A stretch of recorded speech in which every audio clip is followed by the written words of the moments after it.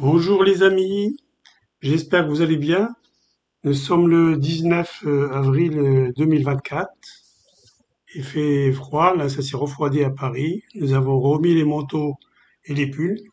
J'espère que là où vous êtes, vous avez un peu plus de chaleur, pas trop, et du soleil. Et surtout du soleil dans la tête, du travail, du développement, la santé, la famille. Bon, aujourd'hui, je vous présente un sujet qui est assez à la mode parce que on peut faire parler nos applications Windows au mobile et quelques exemples qui pourraient vous plaire.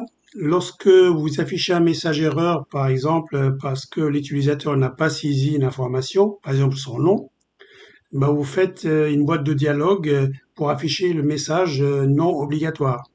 Ben vous pouvez tout à fait, avec ce que je vais vous montrer, faire parler la machine qui dit le nom est obligatoire.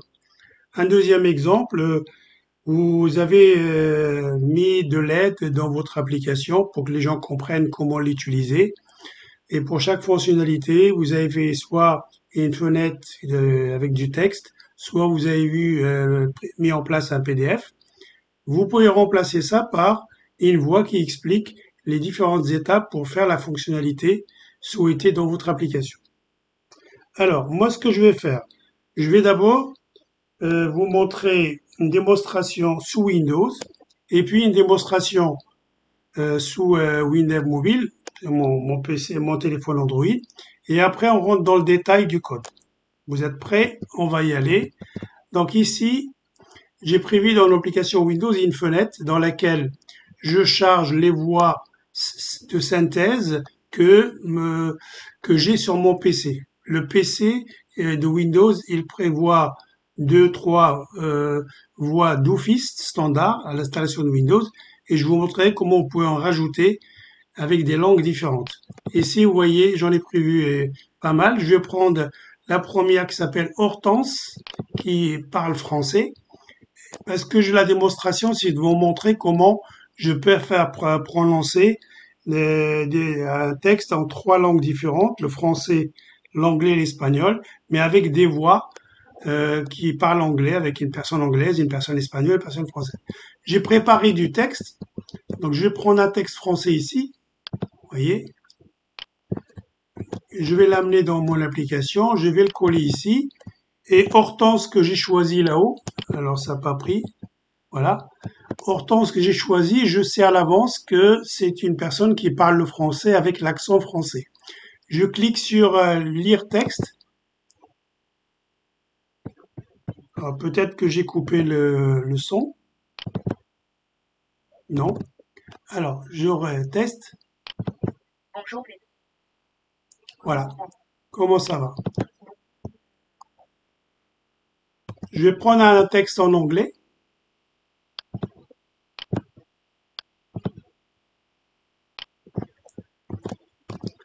Je l'amène ici.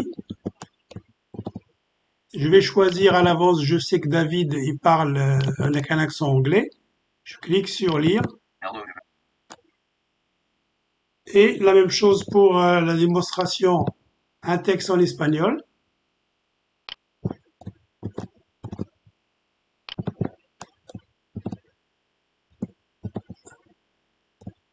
Alors, j'ai pas bien copié. Pourquoi ça ne le fait pas?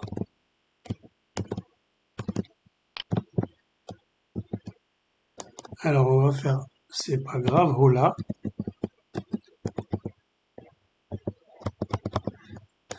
Il veut pas me copier. On va se couper ça. On fait une dernière tentative. Si ma souris veut bien, c'est la souris qui fait des misères. Je copie.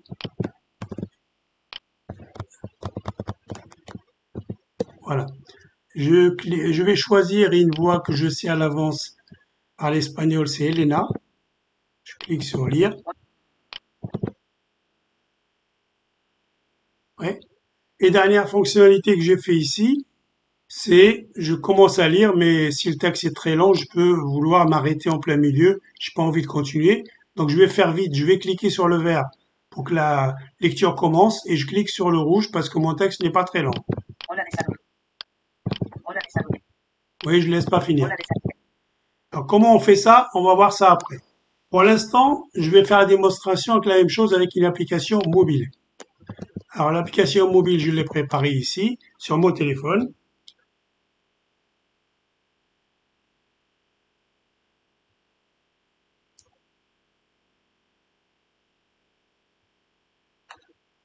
Voilà. L'application mobile, elle est un peu différente parce que j'ai pas besoin d'aller chercher des voix sur Android. Ici, vous voyez, j'ai prévu un sélecteur et j'ai choisi 3 langues, français, anglais, espagnol, et un texte à taper ici. Et je vais le lire. Donc là, c'est pareil, j'ai préparé un petit peu des textes. Enfin, je les avais préparés, on va les retrouver. Ça, c'est fermé rapidement.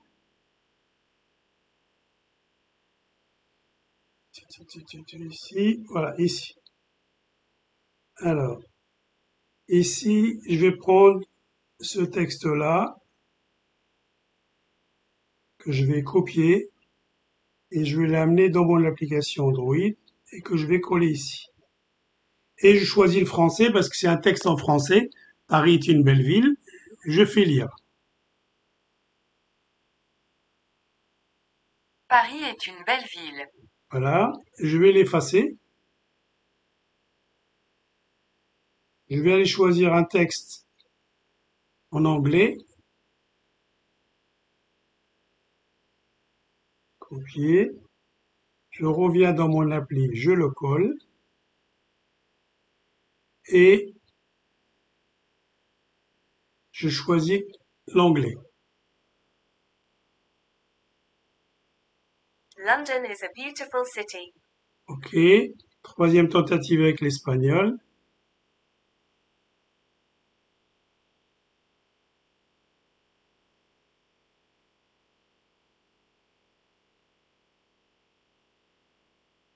Et je fais coller.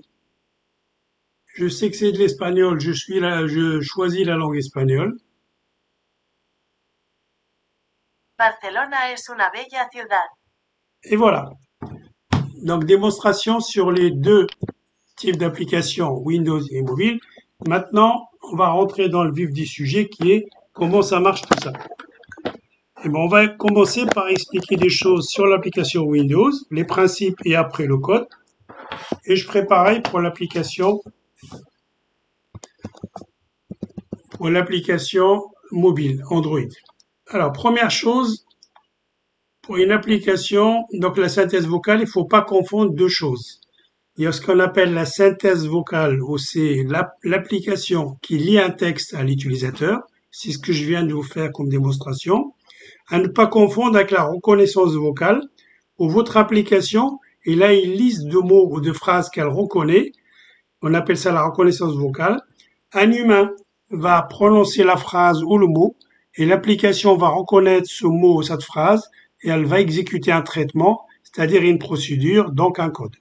Ça, la reconnaissance vocale, je la traite pas aujourd'hui. Je traite que de la synthèse vocale.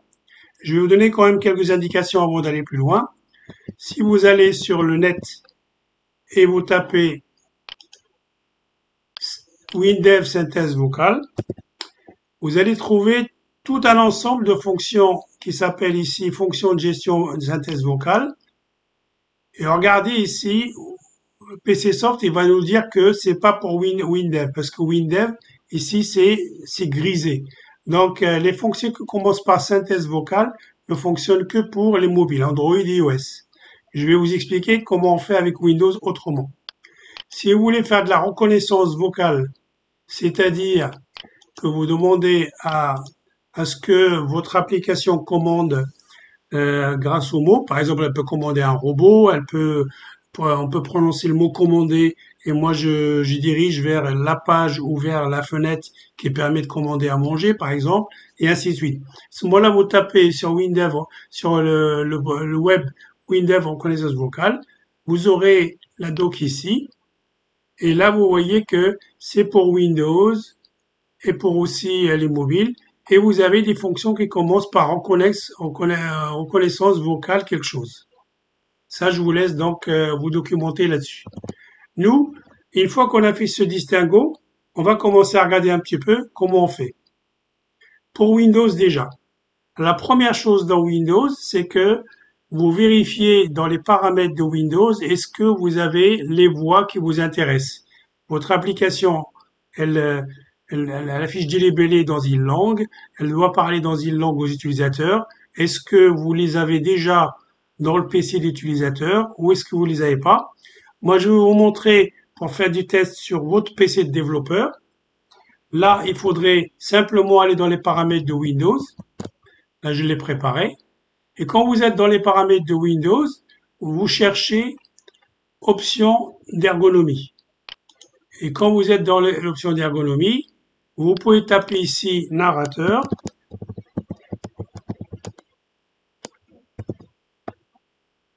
Et vous allez ici changer les paramètres du narrateur. On arrive ici, vous voyez, c'est le narrateur.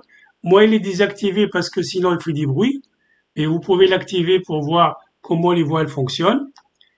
Alors, vous avez plein de paramètres ici. Et ici, à gauche, vous avez un choix qui s'appelle la voix. Et donc, dans la voix ici, je peux faire paramètres supplémentaires de voix. Ça dépend si vous avez Windows 10 ou 11. Moi, je suis en Windows 10. J'ai pas voulu changer. Et ici, donc, la française, c'est pour la reconnaissance vocale. C'est pas ce qui m'intéresse. Moi, c'est les voix. Vous voyez ici, j'ai plein de voix parce que j'ai installé plein de voix avec des langues différentes. Vous avez peut-être un peu moins. Et pour chaque voix, vous pouvez tester. Par exemple, ici, Paul. Voilà. Là, vous voyez, par exemple, c'est de l'espagnol. Et vous pouvez ajouter, grâce à ce bouton, ajouter des voix. Et là, ça peut être de l'allemand, de l'arabe, etc., etc. Donc, je vous laisse donc ajouter, parce qu'on va s'en servir dans le code de WinDev, donc en W langage. Et une fois que vous avez fait ça, vous créez une application Windows. Donc, je vais vous montrer la mienne. Donc là, j'ai créé une fenêtre. Tout ça, on va revoir le code derrière. Mais la première chose à savoir, c'est que je reviens ici. Il faut qu'on rajoute dans notre application Windows 2 composants .NET. On a de la chance que dans WinDev, je peux utiliser le code de Microsoft qui est dans le corps de Windows.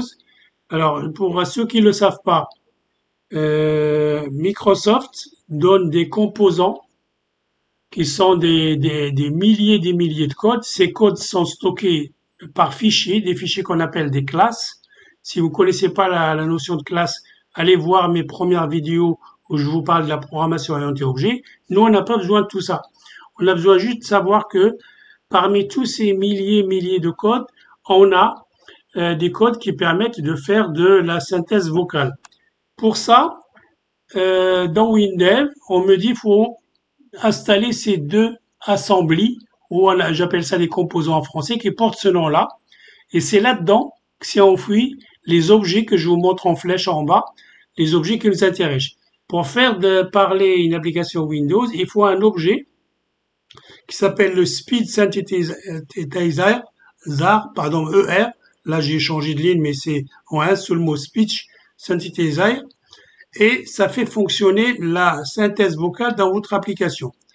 Mais après ce synthétiseur, il a besoin de lui donner la voix que vous avez choisie. Est-ce que vous allez avoir une voix française, une voix espagnole, arabe, hébreu, etc., etc. Et puis en troisième flèche que j'ai oublié ici, on a un troisième objet que lorsque on choisit une option, on peut obtenir son nom, on peut obtenir la langue dans laquelle parle la voix, etc. On a besoin d'un objet qui s'appelle Voice Info. Et au milieu, la voix s'appelle Installed Voice. OK? Ça, on va le voir dans le détail. Gardez juste à l'esprit comme ça. Il faut installer des composants dans le .NET dans l'application Windows. Et après, vous aurez le droit de déclarer ces trois objets comme des variables Windows. Alors, j'y vais. Ici, donc, vous avez fait une application. Vous avez fait cette fenêtre-là avec ici une combo. Ici, une zone de texte. Ici, deux boutons. Alors, vous allez descendre ici dans votre explorateur de projet et vous allez donc dans cette branche qui s'appelle assemblage.NET. Je rappelle que .NET, ou je dis à ceux qui ne savent pas, .NET, c'est la technologie de Microsoft. Donc, ce sont des centaines de milliers de codes qu'on peut soit utiliser pour ceux qui développent déjà chez Microsoft, ou nous, dans WinDev, on peut importer ces codes. Et donc, c'est tout bénéfice parce que on peut les utiliser et donc communiquer avec Windows pour faire des choses. Alors, moi, j'ai déjà ajouté, vous voyez, les deux composants, les deux assemblées. Chaque assemblée, il contient lui-même tout ça, ce sont des packages à l'intérieur. Donc, assemblée, c'est comme si c'était un gros dossier. Et à l'intérieur du gros dossier, il y a des sous-dossiers. Et là, à l'intérieur, ce sont des classes. Les classes, c'est un fichier qui contient un ensemble de fonctions. Voilà. Donc, par exemple, Registery, c'est une classe qui contient plein de méthodes de fonctions que je peux appeler. Alors, on va pas regarder tout ça dans le détail. Donc, on a besoin de ces deux assemblées, donc des gros dossiers. Comment je fais? Vous n'avez rien, vous cliquez droit sur assemblage.NET et vous faites utiliser un assemblage.NET. Vous arrivez ici, liste des assemblages.NET, vous voyez, moi c'est déjà couché. Vous laissez ça automatique ici et vous faites ici, commencez à taper MSCOR. Ils mettent pas beaucoup, donc une fois que vous avez tapé le début ou l'entière mot, vous cliquez en bas, vous voyez là où je bouge en bleu, compléter la liste automatiquement. Et là, il va me proposer tous les assemblages et on connaît ce que j'ai tapé ici. Dès que vous avez MS Core Lib, vous cochez. Vous n'êtes pas obligé de sortir, vous allez chercher l'autre qui s'appelle system.speech.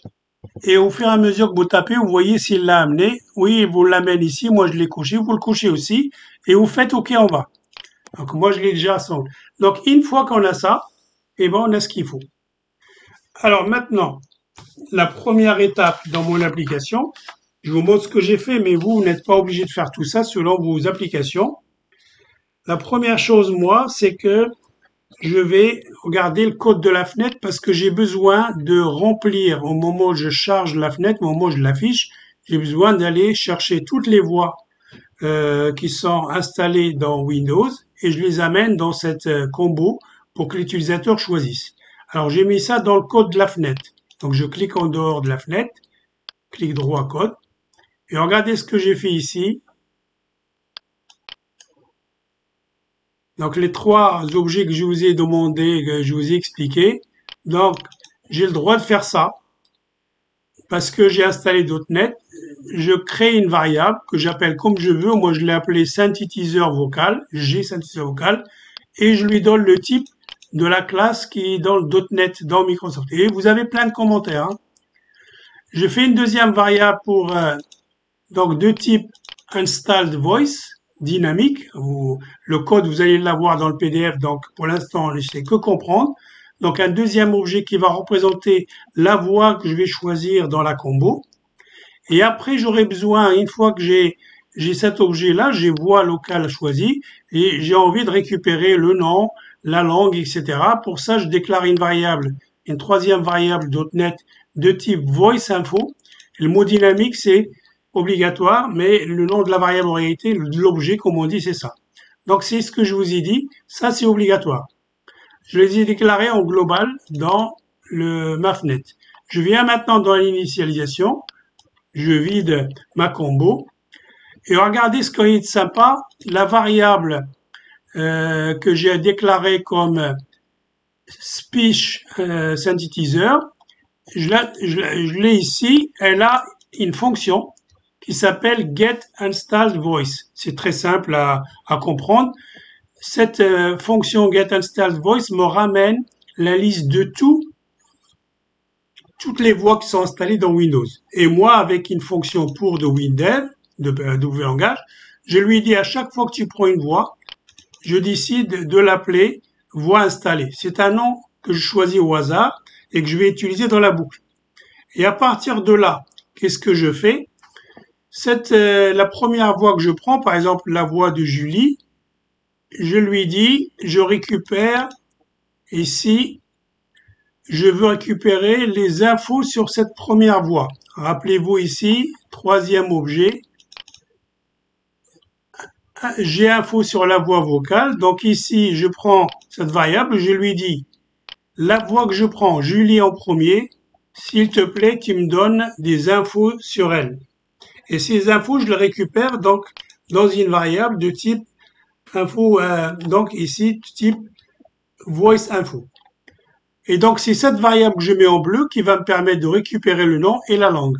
Et vous voyez ici, je mets dans une variable de type chaîne le nom de la voix, Julie par exemple, à partir de ici. Et maintenant, j'ai envie de récupérer la langue. C'est pour ça que vous pouvez éventuellement faire des sélections. Moi, j'ai pris tout le monde. Mais je voulais vous montrer que vous pouvez récupérer la langue de Julie, par exemple. Vous déclarez une variable de type aussi chaîne. Et toujours la variable ici, la variable la voix installée de Julie. Je lui dis dans les infos, avec cette syntaxe un peu à rallonge, donnez-moi la culture, le nom de la culture. Alors, ce qu'ils appellent en anglais la culture, c'est la langue du pays. Et je lui dis de me donner, parce que j'ai fait extraction, que les deux premiers caractères, parce que je peux récupérer FR, parce que le nom de la culture, il est long avec deux caractères pour le pays, tiré, puis autre chose derrière. Moi, je vais récupérer que les deux caractères du gauche. Donc, the expression, et je lui dis, je récupère ça. Et je vais récupérer, par exemple, FR pour la France, EN pour England et SP pour Spain. Et à ce moment-là, qu'est-ce que je fais? Je remplis ma combo par le nom de la voix en toutes lettres. Donc, c'est du texte, c'est ce que vous avez vu dans la combo. Mais je veux mémoriser la langue en cachette. Donc, moi, je l'utilise pas, mais vous, si vous voulez faire aussi comme moi, que l'utilisateur choisit la langue de l'appli, vous pouvez donc, quand il sélectionne Julie, aller extraire la valeur mémorisée du choix et vous récupérez donc les deux caractères du pays, vous saurez quoi faire avec. Donc ça permet, je refais la démonstration ici, ça permet de remplir ça. Vous voyez, donc ça, c'est ce qu'on appelle en programmation dans la combo la valeur affichée. Je peux récupérer pour faire parler l'appli. J'ai besoin du nom exact. Mais caché en mémoire, c'est la valeur mémorisée que je peux récupérer et éventuellement décider de est-ce que c'est la bonne voie ou est-ce qu'il faut appliquer telle ou telle voie. Maintenant, je vais m'intéresser au bouton vert lire. On va aller le voir. Alors, qu'est-ce que je vais faire? Avant de faire lire le texte, je vais commencer à donner une vitesse de lecture. Je vous l'ai mis ici, la voix que vous avez choisie dans qui a été choisie dans la box. Pardon. Je vais peut-être vous expliquer d'abord le code de la combo. Excusez-moi. Donc, je vais aller voir le code de la combo quand ils ont sélectionné une voix. Ah ben non, j'ai rien fait parce que c'est très simple. Oui, autant pour moi. Donc, je retourne dans le code du bouton. La voix qu'ils auront choisie, moi, donc, le synthétiseur, je lui dis, s'il te plaît, la vitesse de lecture, je la mets à 2.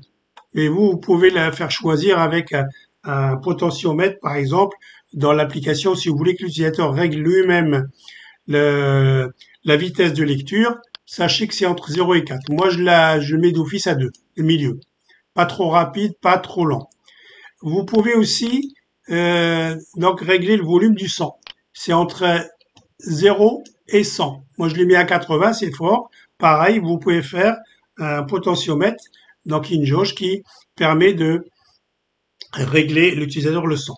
À partir de là, je choisis, je dis, donnez-moi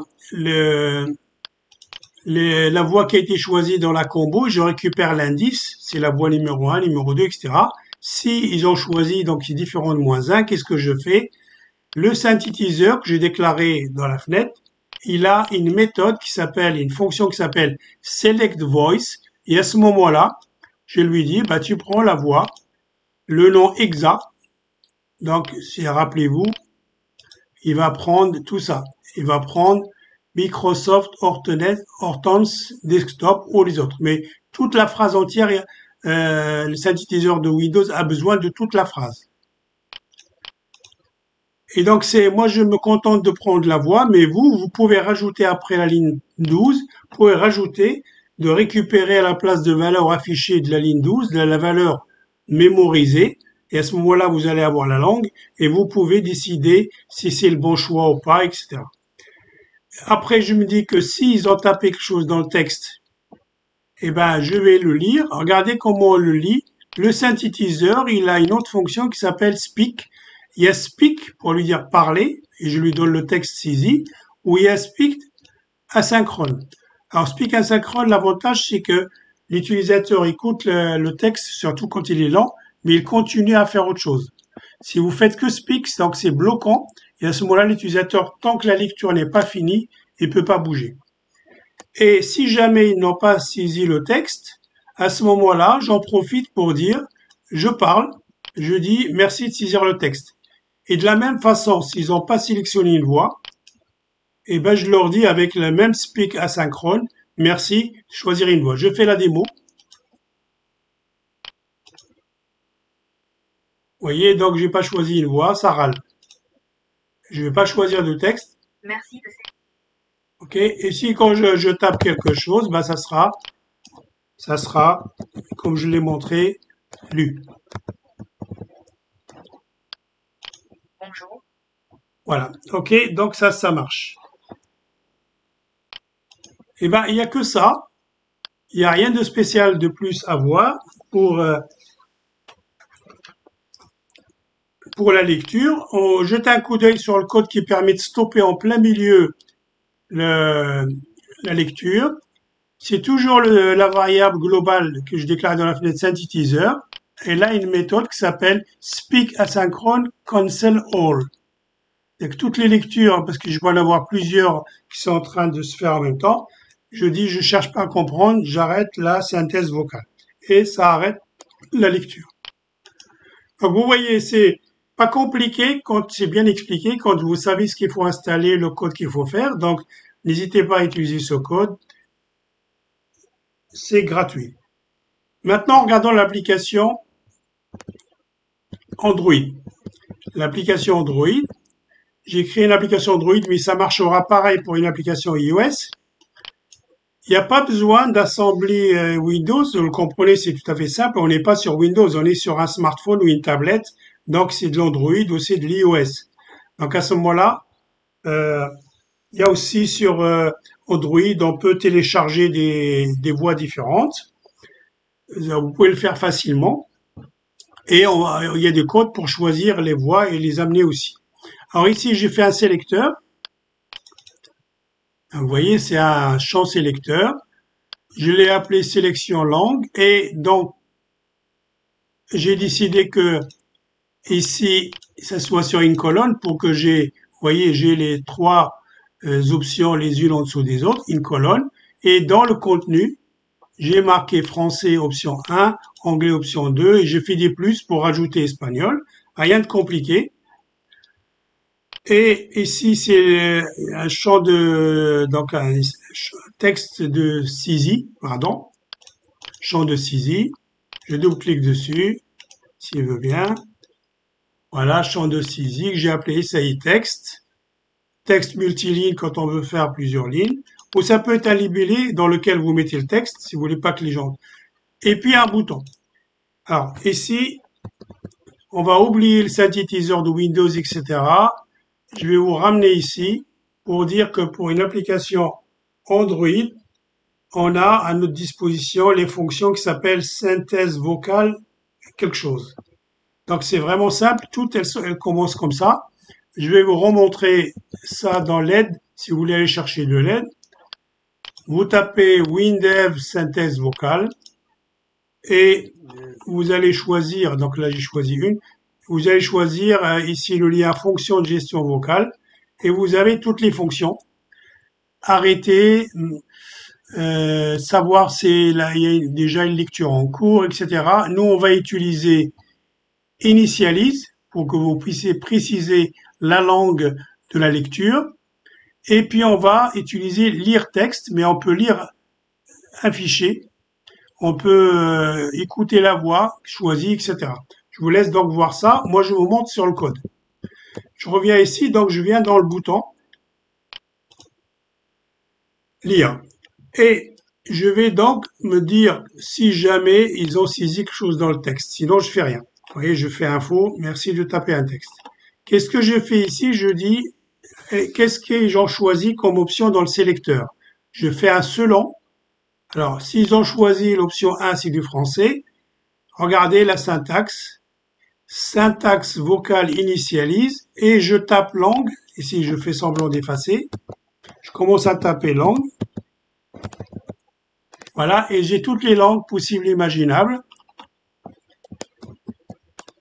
Alors bien sûr, je rappelle qu'il faudrait vérifier que vous avez installé sur Android ou iOS, dans les paramètres, vous renseignez pour installer les voix correspondantes à la langue. Si je dis que je veux la langue vietnamienne, il faut que je vois si j'ai pas le vietnamien, mais au moins une voix qui sait lire avec l'accent la langue.